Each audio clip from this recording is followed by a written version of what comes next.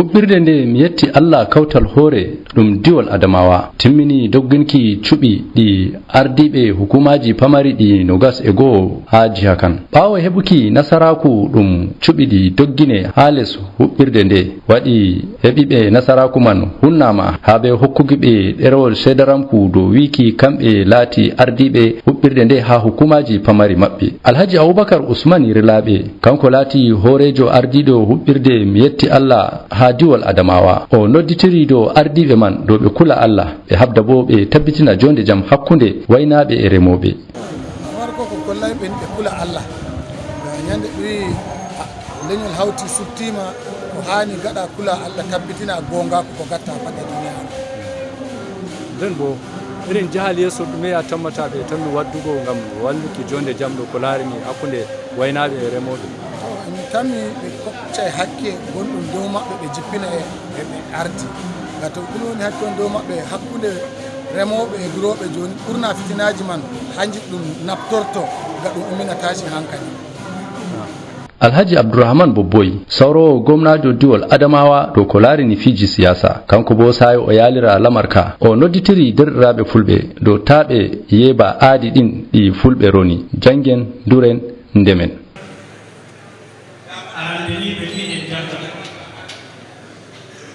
ko Muhammadiya ko boko ngam en somtina bilkare e lori ɓe wimen e durugoɗo bo a jogan jawdi bawɗo ngam to lamar ma ɗuɓɓi a waɗa be man ɗo bo ɓeɗo husna fulɓe torugo ngam a faaba hoore ma be leñol ma nden bo ɓe mbi en rema ko woni en remata ɗo e rema ko en ñaama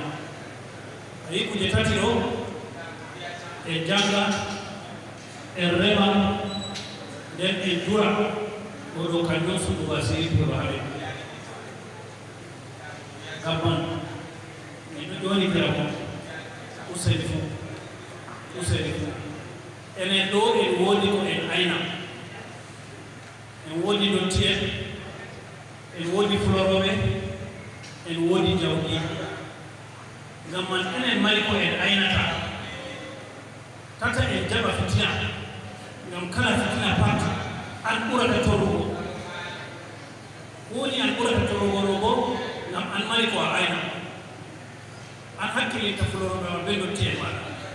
an hakkilinta ɓikkon ma be zuriya maɗa so ngam man min ɓe ɗoritira mo ha o woni fuu usen fuu en habda en jooɗa jam en habda ko en hawta hoore men ngam lamarci Nigeria jotta to en hawta e hoore en ɗon nder wahala Allah hoynu Allah bo hokku en jam.